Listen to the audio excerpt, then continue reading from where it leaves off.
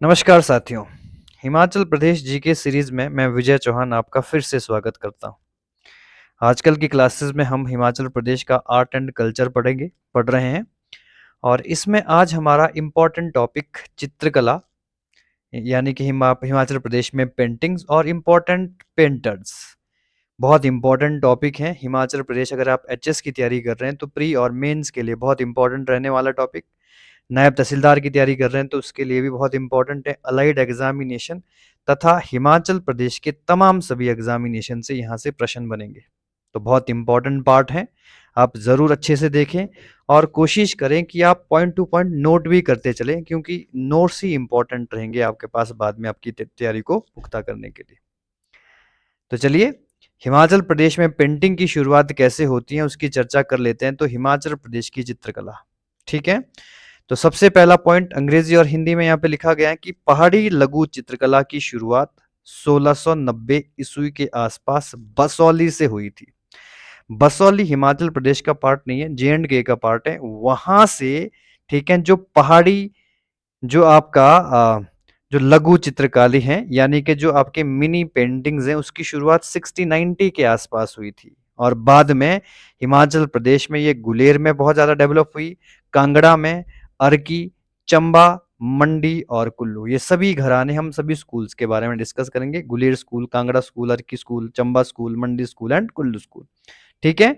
तो बाद में आप देख ही रहे हैं कि कांगड़ा, गुलेर, अर्की और इन सभी क्षेत्रों में इसका डेवलपमेंट शुरू हो गया, ठीक है।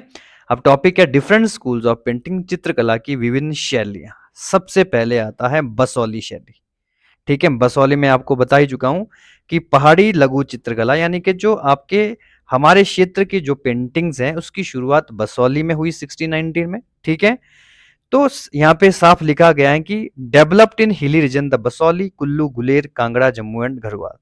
तो सबसे पहले यही पूछा जाएगा कि इस शैली का विकास किस क्षेत्र में हुआ। बसौली में हुआ, कुल्लू, गुलेर, कांगड़ा, जम्मू, जम्मू का तो बसौली पार्ट है, और घड़वाल के पहाड़ी क्षेत्रों में बसौली शैली का विकास हुआ था, ठीक है।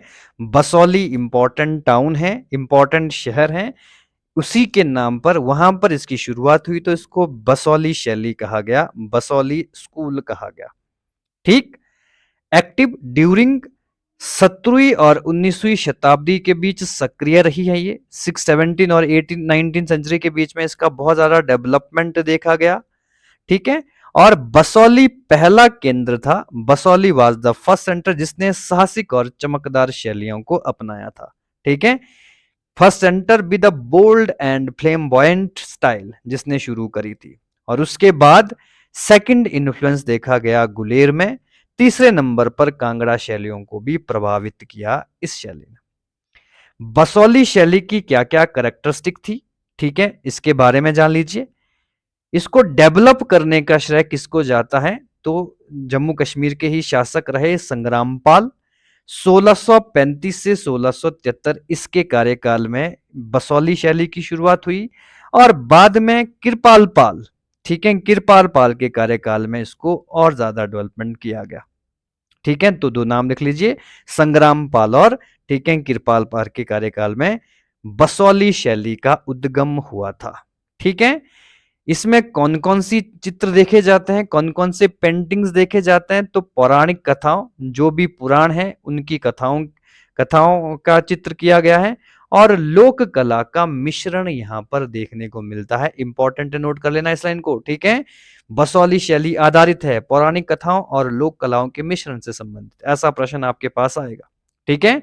जो कलर्स पेंटिंग में प्रयोग किए गए हैं वो कौन कौन से हैं, तो तीन कलर आप देख लीजिए, एक रेड कलर, एक येलो कलर और एक ब्लू कलर का प्रयोग बसौली शैली में मुख्यतः किया गया है, ठीक है।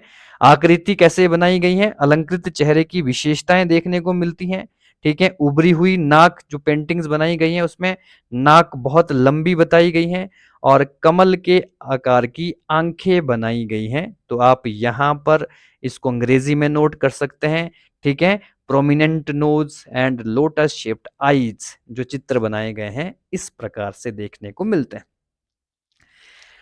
डिस्क्रिप्शन ऑफ फ्लोरा, वनस्पतियों का चित्रण भी देखने को मिलता है। चमकदार लाल बुराश के फूल देखने को मिलते हैं बसोली शैली की पेंटिंग में। दूसरा इंपॉर्टेंट पॉइंट, ठीक है, पहला आप नोट कर लेना कि जो जो आपके मनुष्य के चित्र बनाए गए हैं उसमें लंबी नाक बनाई गई है, कमल के आकार के चित्र आंखें बनाई गई हैं, और उसी तरह जब प्रकृति का चित्रण होता है तो उसमें मेयरली रोडोडेंड्रन यानी कि चमकदार लाल बुराश को दिखाया गया है। आभूषणों का विवरण भी बसोली शैली में देखने को मिलता है। मोतियों के लिए सफेद रंग और भृंग पंखों के टुकड़े, ठीक है, जो आपके फूल होते हैं उसके टुकड़ों से क्या बनाया गया है, सफेद रंग का प्रयोग किया जाता था। तो इंपॉर्टेंट बातें हैं, ठीक है। नोटेबल वर्क्स एंड आर्टिस्ट, कौन कौन से बसोली शैली की प्रमुख कृतियां कौन कौन सी हैं और प्रमुख चित्रकार कौन कौन से हैं उसकी चर्चा करेंगे, ठीक है। तो बसोली शैली के इंपॉर्टेंट जो चित्रकार, इसमें एक नाम आता है भानुदत्त द्वारा रसमंजरी, जो पेंटिंग है रसमंजरी भानुदत्त के द्वारा बनाई गई है, बहुत इंपॉर्टेंट है, स्टार लगा देना इसके तहत, ठीक है, पूछा गया एग्जामिनेशन में रसमंजरी किसकी एक प्रमुख कृति है, तो भानुदत्त, जो कि बसोली शैली से संबंध रखते हैं। मनकू, ठीक है, मनकू की जो पेंटिंग है ये भी एक प्रमुख इंपॉर्टेंट आर्ट कलाकार हुए। गीत गोविंद श्रृंखला, याद रख लेना है, गीत गोविंद, ठीक है, यानी कि भगवान कृष्ण के ऊपर बनाई गई पेंटिंग जिसका नाम गीत गोविंद है, मनकू की प्रसिद्ध चित्रकारी है, ठीक है जी। देवीदास और मनकू ये सभी इंपॉर्टेंट पेंटर रहे हैं बसोली शैली के, ठीक है। मुगल और राजपूत शैली से प्रेरित है ये, जो इंस्पायर्ड है ये, ठीक है, मुगल और राजपूत शैली, मुगल मेडिवल इंडिया में जो मुगलों का रूल रहा और उसके साथ साथ जो आपके राजपूत वंश रहे उसकी पेंटिंग्स का भी काफी प्रभाव बसोली शैली पर देखने को मिलता है, ठीक है।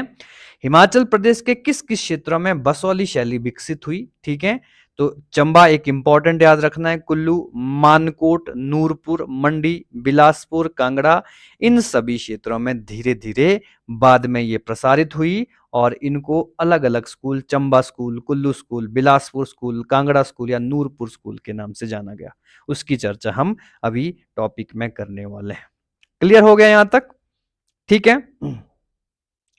नेक्स्ट आता है गुलेर कांगड़ा शैली में विकसित हुई अधिक प्राकृतिक शैली है, ठीक है, और कुल्लू के शांगरी में रामायण में प्रभाव देखने को मिलता है। तो ये सारी इंपॉर्टेंट बातें नोट करने वाली हैं बसोली शैली से। क्लियर हो गया है। बसोली शैली के बाद सेकंड नंबर पर आती है गुलेर चित्रकला, ठीक है। गुलेर चित्रकला 18वीं शताब्दी की में इसकी शुरुआत हुई।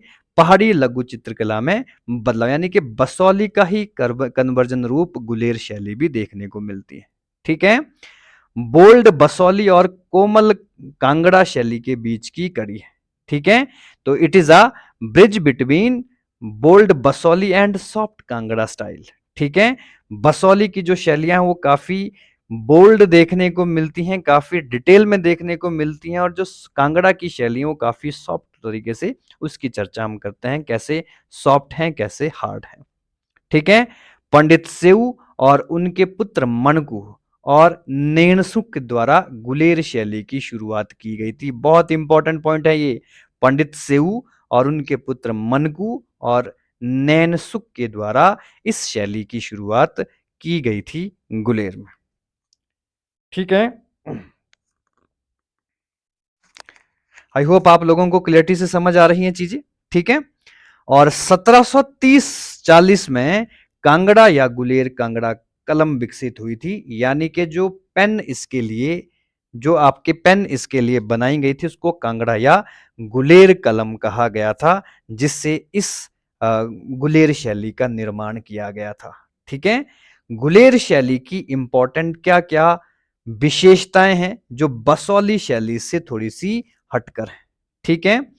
नंबर 1, ब्राइट यानी कि चटकीला रंग जिसको हल्के रंग में पिरोया गया है, ठीक है। बसोली में तेज लाल, पीले और नीले रंग का प्रयोग किया गया था, जबकि गुलेर में क्या किया गया है, हल्के रंग का प्रयोग किया गया है। तो ये इंपॉर्टेंट आपके इसमें जो विभिन्नता आ गई है, ठीक है। गुलेर नरम पेस्टल का प्रयोग किया गया है, मंद हरे, ठीक है, और सोमिये नीले रंग का प्रयोग किया गया है। ठीक है, अंग्रेजी में इसको बोलेंगे muted greens and gentle blues का प्रयोग किया गया है। ठीक है, और ग्रेसफुल फिगर्स, कोमल आकृतियां देखने को मिलती हैं, जबकि बसोली में बड़े हुए चेहरे देखने को मिलते हैं। और जो आपके गुलेर हैं, गुलेर में पतली भावपूर्ण आकृतियां देखने को मिलती हैं, एक्सप्रेसिव इन फिगर्स देखने को मिलती हैं। डेकोरेटिव, प्राकृतिक तत्वों का प्रयोग किया गया है इसको सजाने के लिए। ठीक है, यथार्थवादी पेड़ यानी कि रियलिस्टिक ट्री को दिखाया गया है गुलेर शैली में। ठीक है, ये बिल्कुल डिफरेंट है बसोली शैली से। ठीक है, प्राकृतिक दृश्य को दिखाया गया, लैंडस्केप्स एंड एटमॉस्फेयर को भी इन इन पेंटिंग्स में दर्शाया गया है। ठीक है, डेवलपमेंट किसके द्वारा किया गया था, कौन इसका प्रसिद्ध गुलेर शैली का संरक्षक माना जाता है, राजा गोवर्धन सिंह या गोवर्धन चंद। ठीक है, 1744 से लेके 1773 के बीच, ठीक है, इंपॉर्टेंट डेवलप किया था राजा गोवर्धन चंद ने किसको, गुलेर शैली को। ठीक है, कला में सुंदरता की और परिवर्तन को बढ़ा दिया गया है। मनकू और नैनसुख इसके इंपॉर्टेंट क्या रहे थे, इंपॉर्टेंट पेंटर रहे थे, चित्रकार रहे थे। ठीक है जी, क्लियर हो गया है। कोमल रंग का प्रयोग किया गया है। ठीक है, बारीक विवरण देखने को मिलते हैं इसमें। ठीक है जी, और राजा गोवर्धन चंद के बाद उसके उत्तराधिकारी राजा प्रकाश चंद ने भी इस शैली को और विकसित किया था। तो ये दो नाम आप गुलेर शैली से याद रख सकते हो। मनकू और नैनसुख के पुत्र, ठीक है, मनकू, नैनसुख और उसके पुत्र खुशाला, फट्टू, गोदू, ठीक है, ये गुलेर शैली के प्रसिद्ध चित्रकार हैं। इनके सब के नाम याद रखने आपने, मनकू, नैनसुख, खुशाला, फट्टू, गोदू। ठीक है, फट्टू या फातू इसको कहा जाता है। ठीक है, तो ये इंपॉर्टेंट है और गोदू प्रमुख चित्रकार हैं गुलेर शैली के। ठीक है, गुलेर शैली का प्रभाव कांगड़ा में देखने को मिलता है, चंबा और कुल्लू तक फैला हुआ है। क्लियर। गुलेर शैली के बाद नेक्स्ट आता है कांगड़ा स्कूल। ठीक है, कांगड़ा शैली बोल सकते हैं इसको। ठीक है, कांगड़ा स्कूल बोल सकते हैं। कांगड़ा शैली को डेवलप करने का श्रेय जाता है महाराजा संसार चंद को। बार बार हमने ये चीजें बात करी हैं इस चीज की। 1775 से 1823 तक महाराजा संसार चंद का कार्यकाल रहा। उसी समय कांगड़ा चित्रकारी को उन्होंने डेवलप किया था। बहुत इंपॉर्टेंट पॉइंट है। ठीक है, गुलेर में संकट आने पर मनकू और उनके पुत्र संसार चंद के अधीन कार्यकृत हो गए। ठीक है, तो इंपॉर्टेंट बात है, गुलेर मनकू का संबंध हमने बसौली में भी देखा, गुलेर शैली में भी देखा, और बाद में जब बहुत ज्यादा क्राइसिस आ गए गुलेर शैली में तो इन्होंने ट्रांसफर लेकर महाराजा संसार चंद के यहां पर कार्य करना शुरू किया। ठीक है, क्लियर हो गया यहां तक। और प्रशिक्षण केंद्र कहां पर स्थापित किए, टीचिंग ट्रेनिंग सेंटर कहां पर स्थापित किए पेंटिंग्स के, टीरा सुजानपुर, बहुत इंपॉर्टेंट है, प्रसिद्ध सेंटर रहा पेंटिंग का, आलमपुर कांगड़ा क्षेत्र में, और नादौन जो कि आज हमीरपुर का पार्ट है, वहां पर ये तीन प्रसिद्ध केंद्र रहे पेंटिंग्स के राजा संसार चंद के कार्यकाल में। ठीक है, आलमपुर ब्यास नदी के पास किनारे कांगड़ा कलम का प्रमुख केंद्र रहा। बहुत इंपॉर्टेंट पॉइंट है, इसको नोट कर लेना है। ठीक है, आलमपुर वाज द मेन या epicentre of the Kangra painting. ठीक है, 1786 तक मुगलों के अधीन कांगड़ा में चित्रकला में गिरावट आई, यानी कि जो 1786 जब मुगलों का रूल वहां पर रहा था तब तक काफी, ठीक है, काफी गिरावट रही। लेकिन उसके बाद जैसे ही महाराजा संसार चंद वहां पर प्रसिद्ध रूप से इंडिपेंडेंट रूलर के रूप में सामने आए तो उन्होंने काफी डेवलपमेंट कांगड़ा शैली को किया। इसकी प्रमुख विशेषताएं क्या हैं, ठीक है, प्रसिद्ध विषय क्या था कांगड़ा शैली का जिसके ऊपर ये पेंटिंग्स बनाई जाती थी, भागवत पुराण, गीत गोविंद हम पढ़ चुके हैं, Nala Damayanti, these are famous painting. ठीक है, ये इंपॉर्टेंट है। और सजावट के लिए क्या क्या कार्य किए जाते थे, ठीक है, फाइन ब्रश वर्क किया जाना शुरू हो गया। ठीक है, ब्रश का कार्य यहाँ पर शुरू किया गया, और अलंकरण यानी कि ऑर्नामेंशंस भी इसमें प्रसिद्ध प्रयोग की गई। ठीक है, चमकदार रंग और तालमेल, ठीक है, यानी कि इसमें ब्राइटनेस को ज्यादा बढ़ावा दिया गया और राधा कृष्ण को साइड प्रोफाइल में दिखाया गया है यहाँ पर, ठीक है। प्रोफाइल चेहरा गीत गोविंद के जो चित्र हैं वो किस में देखने को मिलते हैं, ठीक है, कांगड़ा पेंटिंग्स में भी इंपॉर्टेंट रहते हैं, राधा कृष्ण को वहां पर दिखाया गया, ठीक है जी। महिलाओं की आकृतियां देखने को मिलती हैं जिसमें उनकी हिरनी जैसी आंखें बनाई गई हैं, गैजल लाइक आई जिसको बोल सकते हैं, स्ट्रेट नोज बनाई गई हैं और नकाशीदार चेहरा, ठीक है जी, ये दिखाया गया है। क्लियर हो गया है। और जो इसमें रस भरा गया है उसको भारतीय सौंदर्य शास्त्र या श्रृंगार रस को बोल सकते हैं, गहराई से निहित है, इंडिकेटेड एस्थेटिक थ्योरी ऑफ श्रृंगार रस, ऐसा बोल सकते हो, ठीक है। ये टॉपिक थोड़ा सा मुश्किल हो सकता है लेकिन है बहुत इंपॉर्टेंट। आप इसको अगर प्रॉपर तरीके से समझेंगे, नोट्स बनाएंगे, 2-3 बार इसको रिवाइज करेंगे तो प्रॉपर तरीके से आपको समझ आ जाना, ठीक है, और किसी प्रकार की इसमें कोई मुश्किल नहीं रहेगी, ठीक है। ये प्री और मेंस दोनों एग्जामिनेशन के लिए हम इसमें डिस्कस कर रहे हैं, ठीक है जी। हैंडमेड पेपर का प्रयोग किया गया है, इसमें हस्तनिर्मित कागज का प्रयोग किया गया है, कई परतों वाले कागज तैयार किए गए हैं जिस पर लेप लगाया जाता था, कोटेड किया जाता था उन कागज को, ठीक है। क्लियर हो गया है। तो इसमें किस किस चीज का प्रयोग किया जाता था, कीकर के पौधे का गोंद, ठीक है, ग्लू फ्रॉम कीकर प्लांट, ठीक है, उसमें इसका ग्लू, उसको चिपकाने के लिए, जो आपके पेजेस उसको चिपकाने के लिए इसका प्रयोग किया जाता था। खड़िया मिट्टी, व्हाइट क्ले बोल सकते हैं, ठीक है, सफेद मिट्टी बोल सकते हैं, इसका प्रयोग सफेदी के लिए किया जाता था और अंडे की सफेदी का प्रयोग भी किया जाता था, ठीक है, एग व्हाइट का प्रयोग भी किया जाता था, ठीक है जी। प्राकृतिक रंग, ठीक है, 100% प्राकृतिक रंगों का प्रयोग किया जाता था इसमें, ठीक है। चमकदार लेकिन कोमल रंग का संयोजन देखने को मिलता है, ठीक है, विविड यट सॉफ्ट कलर आपके पैलेट देखने को मिलते हैं इसमें, ठीक है। लाल रंग के लिए लाल कीड़े पकड़े जाते थे, चुकंदर का प्रयोग भी लाल कलर के लिए किया जाता था इसमें, ठीक है। ब्लू कलर के लिए जामुन या नील का प्रयोग किया जाता था, जामुन फ्रूट या इंडिगो, ठीक है, जिसका कल्टीवेशन होता था। और पीले रंग के लिए हल्दी का प्रयोग किया जाता था, रामराज पत्थर होता है, एक स्टोन होता है, उसका प्रयोग भी येलो रंग के लिए कांगड़ा पेंटिंग में देखने को मिलता है, ठीक है। हरा रंग लैपिस लाजुली के पौधे से, गोगुली पत्थर या उबले हुए पत्तों से क्या बनाया जाता था, हरा रंग। और ब्लैक कलर के लिए काजल का प्रयोग किया जाता था या लैंप सूट जिसको हम कालिख बोलते हैं दीप की, उसका प्रयोग भी किया जाता था, ठीक है। और जो आपका प्रोमिनेंट पील है यानी कि गोल्डन कलर है उसके लिए अनार के छिलके का प्रयोग किया जाता था। तो ये इंपॉर्टेंट बातें हैं, काफी इंपॉर्टेंट चीजें हैं, अगर आपको एग्जामिनेशन के लिए पढ़ना है तो काफी डिटेल में पढ़ना होगा, ठीक है। कृष्ण भक्ति और भागवत पुराण पर आधारित कांगड़ा शैली है, मेयरली कृष्ण भक्ति के चित्र ज्यादा देखने को मिलते हैं, ठीक है। कांगड़ा कला का प्रमुख विषय भागवत पुराण श्रृंखला है, इंपॉर्टेंट प्रश्न, ठीक है, बहुत इंपॉर्टेंट है, क्या विषय है, ठीक है जी। कृष्ण की लीलाओं और गहरी प्रेम भावना और विरह पर आधारित है, ठीक है। कृष्ण राधा प्रेम तथा उनके विरह पर पेंटिंग्स बनाई गई है, ठीक है। चमत्कारी कृतियां देखने को मिलते हैं जैसे पूतना का वध, ठीक है, गोवर्धन का कृष्ण के द्वारा उंगली पर उठाया जाना। तो ये सारे इंपॉर्टेंट क्या हैं, ठीक है, थीम है जो कांगड़ा पेंटिंग्स में देखने को मिलती है। क्लियर हो गया है, ठीक है। नायिका भेद, नायिकाओं की विभिन्न भाव स्थितियों को दर्शाया गया है, अष्ट नायिकाओं का चित्र देखने को मिलता है, 8 हीरोइंस देखने को मिलती हैं, ठीक है। प्रसिद्ध नायिका कौन है, अभिसारिका नायिका, ठीक है, मोस्ट फेमस जो एक्ट्रेस है या हीरोइन है उसका नाम अभिसारिका नायिका आता है। प्रेमी से मिलने के लिए सभी बाधाओं को पार करती है, बहुत इंपॉर्टेंट है, ठीक है। ब्रेव्स और obstacle to meet her lover, ठीक है जी।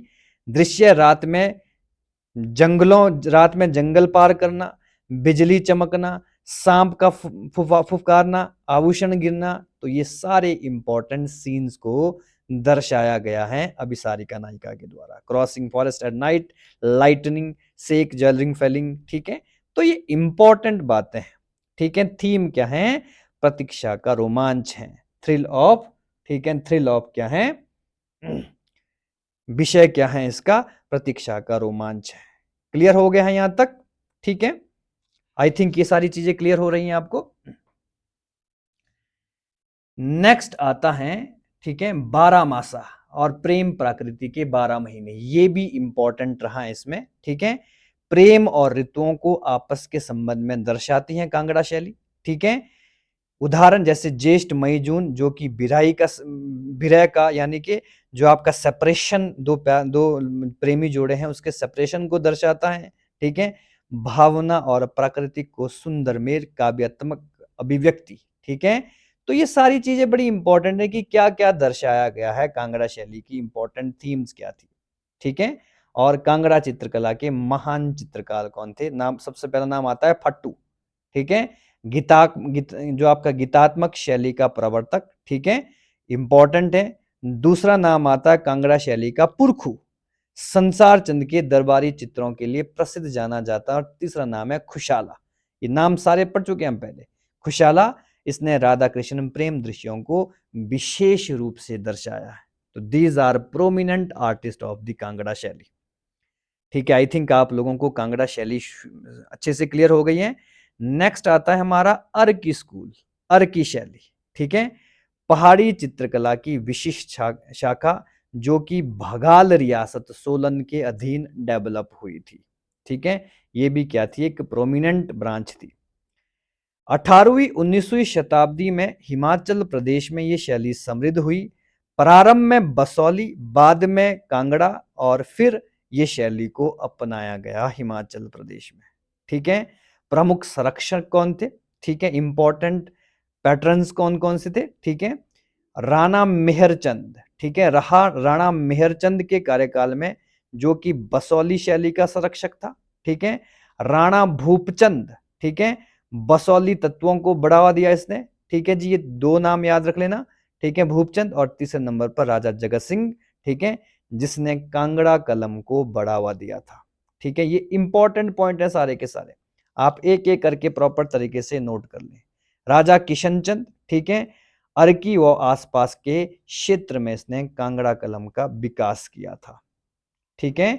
यानी कि इनिशियली बसौली कलम ही सबसे इंपॉर्टेंट रही। उसके बाद बसौली जो शैली थी वो गुलेर पहुंची, गुलेर से कांगड़ा पहुंची, और धीरे धीरे राज्य के अन्य क्षेत्र में भी पहुंची, जिसमें हम अर्की स्कूल पढ़ रहे हैं।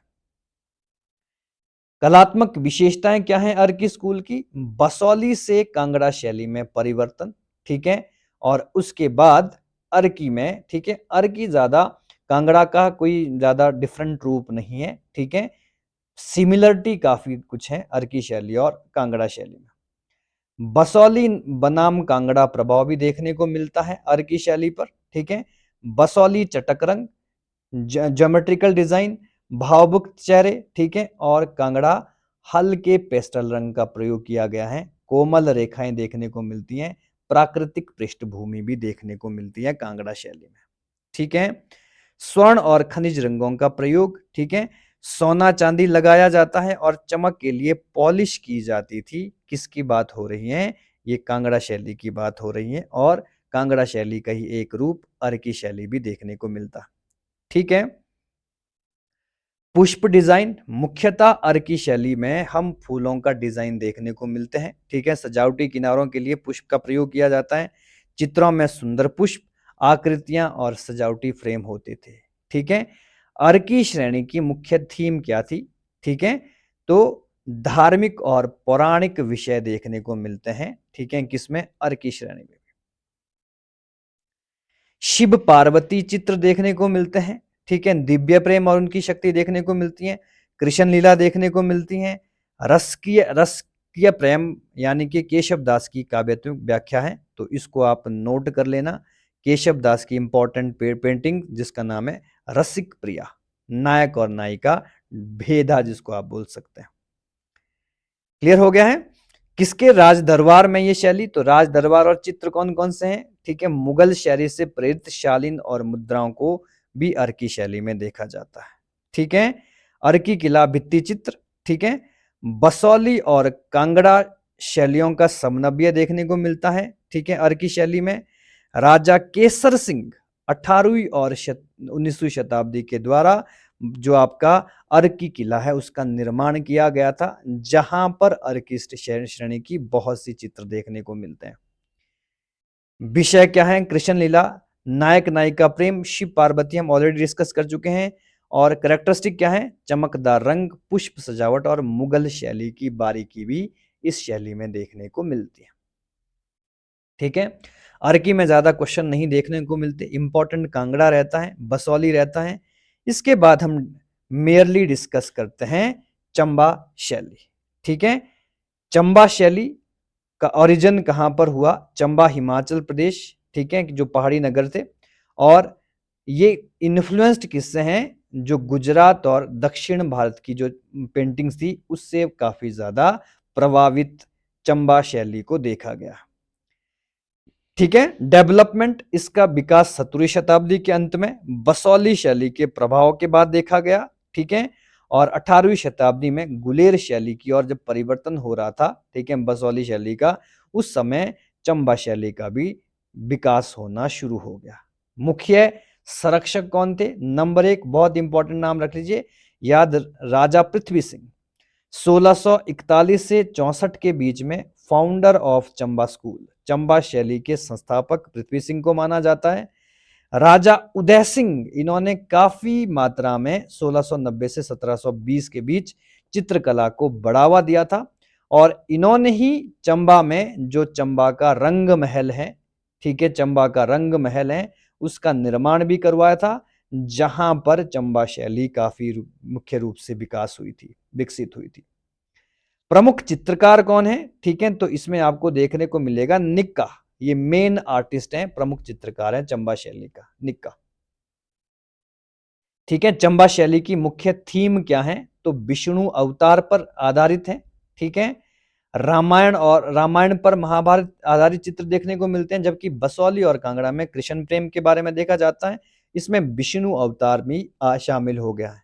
ठीक है, कृष्ण भागवत पुराण तो हर जगह पर, रसमंजरी गीत गोविंद से लिए गए हैं इंपॉर्टेंट इसके विषय। ठीक है, प्रमुख श्रृंखलाएं कौन कौन सी देखने को मिलती हैं? दशावतार श्रृंखला देखने को मिलती है।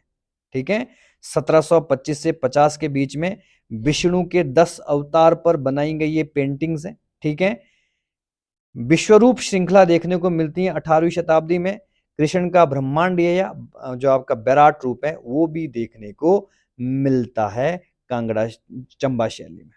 ठीक है, भगवत और रामायण सीरीज देखने को मिलती हैं। ठीक है, और भगवत पुराण श्रृंखला जिसका 1757 में निर्माण किया गया था, कृष्ण की गाथाएं इसमें बखूबी रूप से डिस्क्राइब कर दी गई है। रामायण शैली ये भी आपको चंबा शैली में देखने को मिलती है, रामायण की प्रमुख घटना इसमें बताई गई है। क्लियर हो गया है?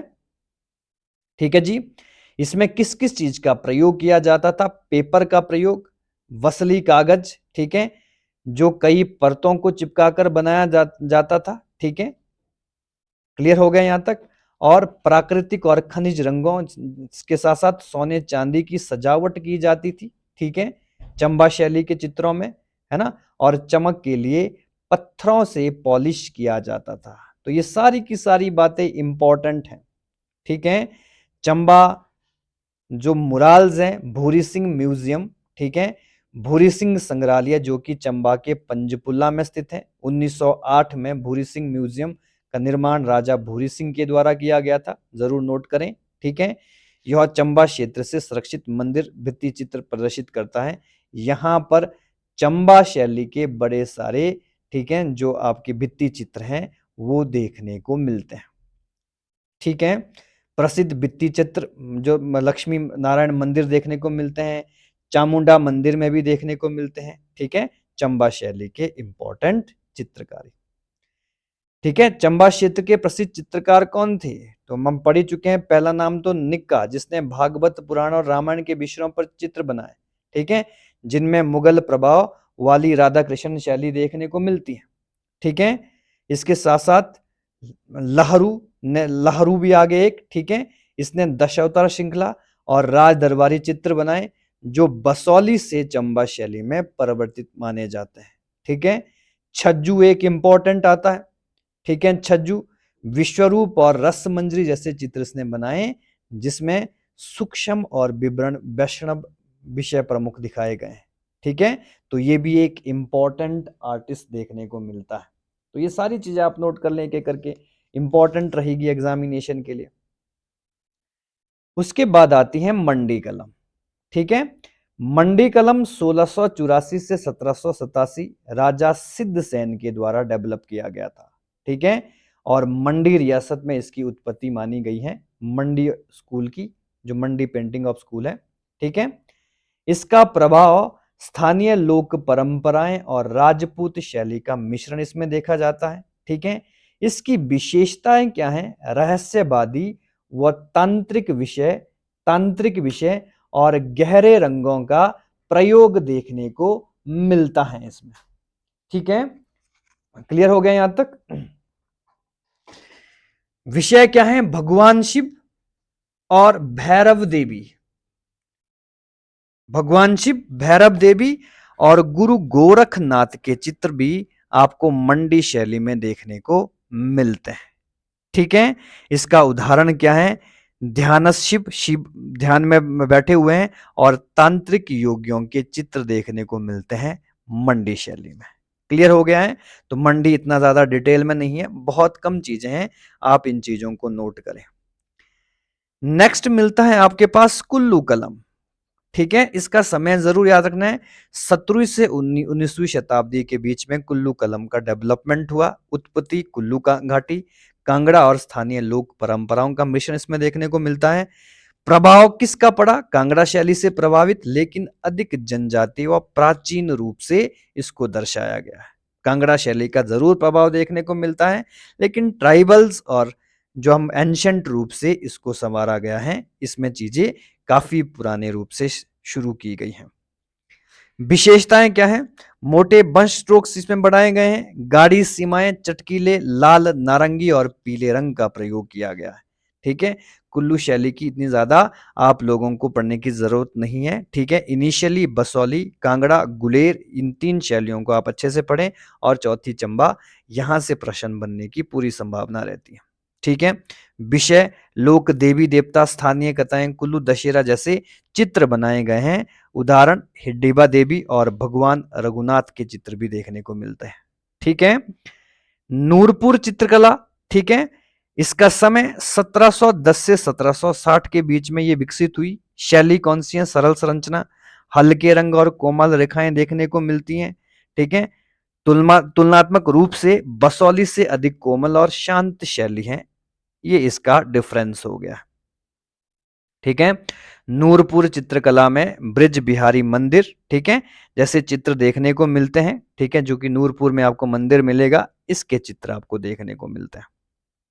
ठीक है, इन्हें कुशल बढ़ई और चित्रकार, ठीक है, या लिख लीजिए बढ़ई और चित्रकार गोलू के द्वारा बनाया गया, ऐसा माना जाता है। ये प्रसिद्ध चित्रकार आ गए। ठीक है, प्रशंसा के कारण क्या है? उत्कृष्ट संरचना देखने को मिलती है, फाइन कंपोजिशन, कोमलता, डेलिकेट और चित्रकारी निपुणता दिखाई गई है इसमें। ठीक है, नूरपुर के राजा फतेह सिंह गोलू की कला से इतने प्रभावित हुए कि उनके सम्मान में वार्षिक मेला शुरू कर दिया। एक और इंपॉर्टेंट पॉइंट आपको ये भी नोट कर देना चाहिए। ठीक है, लास्ट आता है हमारे पास बिलासपुर स्कूल, बिलासपुर पेंटिंग। यह विशेष शैली राजा देवीचंद बिलासपुर के शासन में विकसित हुई थी, जिसका समय 1741 से 1748 के बीच रहा। मैदानी क्षेत्र के निकट होने के कारण बिलासपुर की चित्रकलाओं पर कई कलाओं का प्रभाव पड़ा, जैसे कि मुगल। ठीक है, तो इंपॉर्टेंट हमने पेंटिंग्स के बारे में डिस्कस किया। इसके ऊपर कैसे एमसीक्यूज बनेंगे, नेक्स्ट क्लास में हम एमसीक्यूज करेंगे। हिमाचल प्रदेश की कला, जो चित्रकला है मेनली, उससे संबंधित क्या क्या प्रश्न बनेंगे उसको आप नोट करेंगे। ठीक है, और अगर आप एक बार तरीके से इसको नोट कर लेंगे, इंपॉर्टेंट जो चीजें मैंने दर्शाई हैं वो लिखेंगे, तभी ये चीजें आपको क्लियर होगी। अदरवाइज अगर आप केवल देखेंगे वीडियोज, तो मुझे नहीं लगता कि थोड़ा सा टफ टॉपिक है, काफी चीजें इसमें काफी बदलाव भी देखने को मिलता है, और कुछ कंपैरिजन, कुछ सिमिलरिटी भी देखने को मिलती हैं। उन चीजों को अगर आप नोट करोगे तभी चीजें क्लियर होगी। पहले आप बसौली शैली को लिख लें, उससे 10 पॉइंट लिख लें इंपॉर्टेंट, फिर आप कांगड़ा शैली को। इस तरह से अगर आप करोगे तो मुझे नहीं लगता कि ये टॉपिक इतना मुश्किल है, और इसके ऊपर लगभग हम 40 से 50 एमसीक्यूज करेंगे नेक्स्ट क्लास में। तब तक के लिए बहुत बहुत धन्यवाद।